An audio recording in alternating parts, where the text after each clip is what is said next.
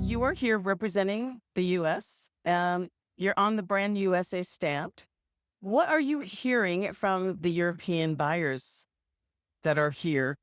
Yeah. So it's been great to be here and to talk with Europeans about their perceptions about what's happening or not happening in the U.S. and their degree of interest or not in bringing their business to the U.S.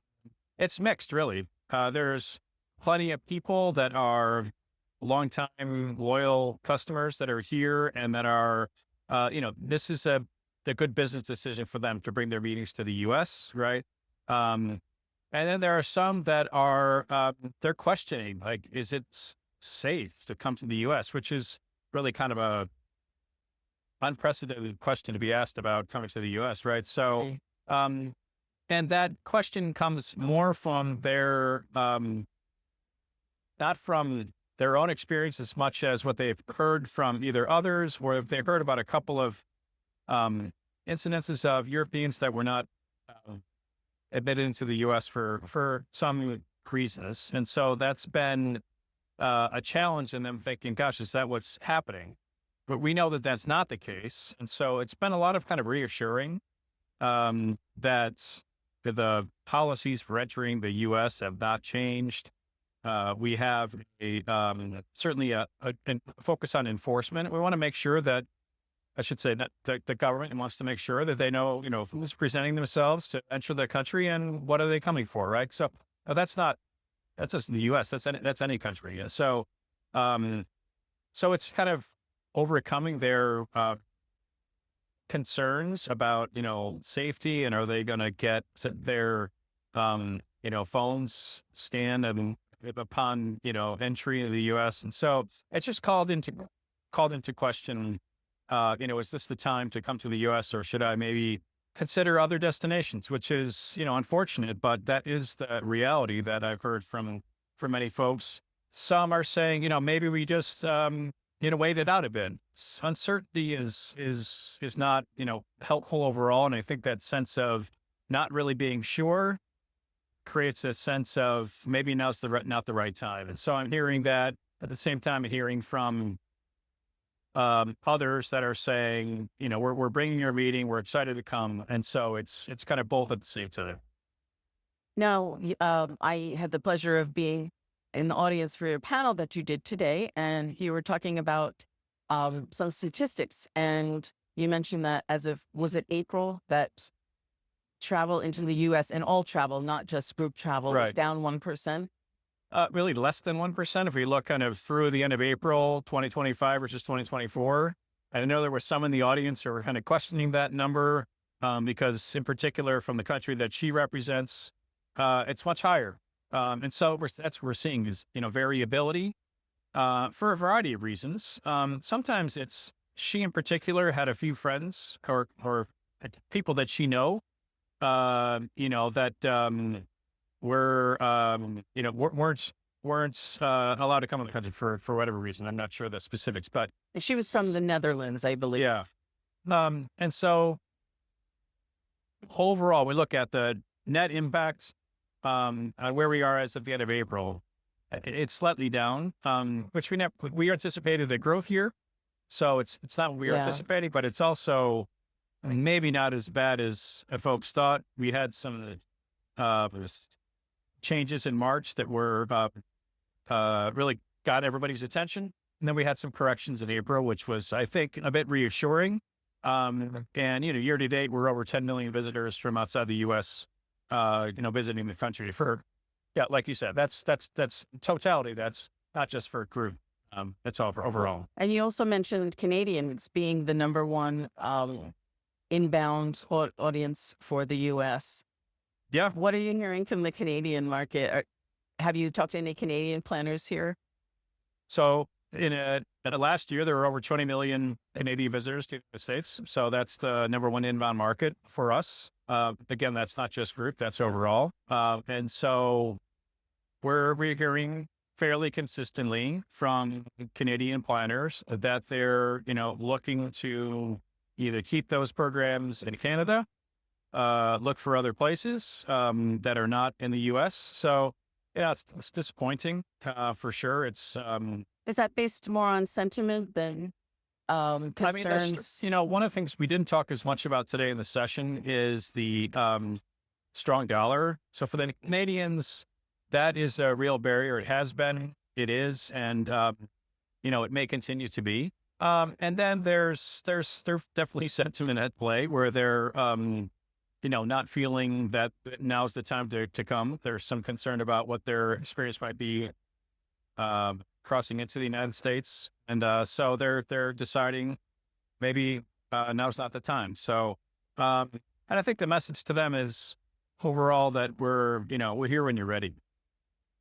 And you mentioned that you were working with the federal government on perhaps expediting visas, and that's an issue that has come up. And It's not a new issue, right? So we've been facing extraordinarily high visa wait times depending on countries, and it's something that we're making gradual progress on. It continues to be a priority for us to work on emphasizing the importance of increasing capacity, so we can basically just process more visas for folks that are presenting themselves and have given us the information that we need in order to, provide them with the visa. So it's a capacity issue more than anything else. And we're making progress. The State Department issued a record number of visitor visas last year. So that's good. We want to kind of build upon that.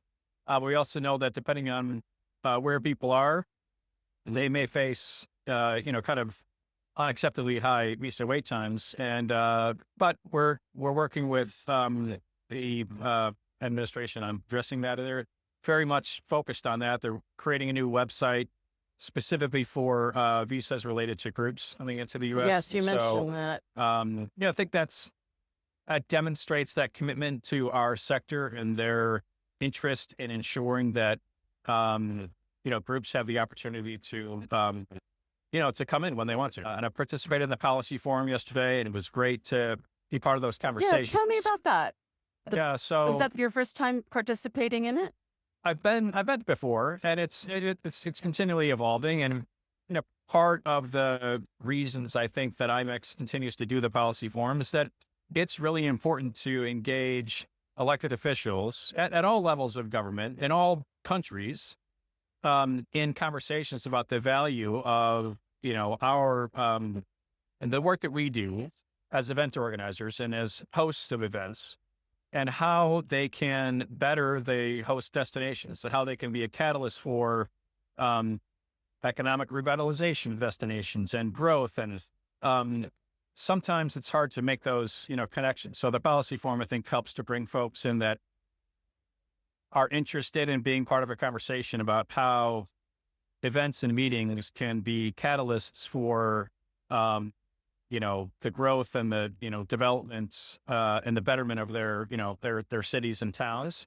And so it was helpful. It was good conversations with different folks. One of the key takeaways was just that if continued focus looking at the sectors that are critical to a destination, whatever they may be, and really looking to align their sales and marketing strategies with attracting the types of business that needs access to those kind of core competencies or expertise in their local destinations. It seems it might seem a little bit obvious, but it hasn't always been a strategy. Sometimes it's been more of a regional sales and marketing strategy, but that is I heard a lot of that yesterday. How do we think about what we have to offer within our local universities and institutions and, strategies of local government, and then align that with our, kind of go-to-market strategies so we can help to, build our business focused on those key areas. So I think just makes good sense. So it's a good kind of reminder that that's a critical part. Maybe the European market is a little bit more focused like that. I know Canada has definitely taken that approach for many years. So that's one of my takeaways. Our job is not a promotional role. But certainly as we think about how do we help to grow travel into the United States, I think it is aligning where are the industries that we as a, kind of a country see as growth opportunities, and really focusing on making sure that they see the U.S. as a place where they want to do business. A year from now, where would you like to see the travel positioned? We talk about travel as essential, Sure. travel as and meetings as essential. So that's really where we're focused. Travel is essential in terms of its contributions to economic impact, to jobs, but also to kind of the betterment of people's lives. People love to talk about travel, and through people's travel experiences, their kind of minds are open, right? So there's so many kind of benefits. And the same thing really can be said. You just expand that to kind of face-to-face meetings. And so where there's more of a kind of appreciation for this sense of the necessity of travel and events, and how do we bring some more champions into our, corner that aren't necessarily here at IMEX and probably won't ever come to IMEX, but can be very influential to help us, grow the recognition of the work that is, kind of accomplished through face-to-face meetings. Could you see doing something similar, like the policy forum for U.S. City governments, mayors, leaders? Yeah, I mean, I think there's some of that happening. We certainly engage with a lot of elected officials at various levels of government. We have a kind of a roadshow that we do that engages elected officials and different cities and states in the U.S. So I think there's always, from our standpoint, an opportunity to bring in elected officials into conversations about travel and events. So yeah, for sure. It's at the core of what we exist to accomplish. And so there's always more. We want to continue to win over folks that are able to help kind of support our industry. Yeah. Thank you so much, Kevin. Yeah. Thanks, Appreciate Lisa. your I time. appreciate it. Yeah. Thanks for the time.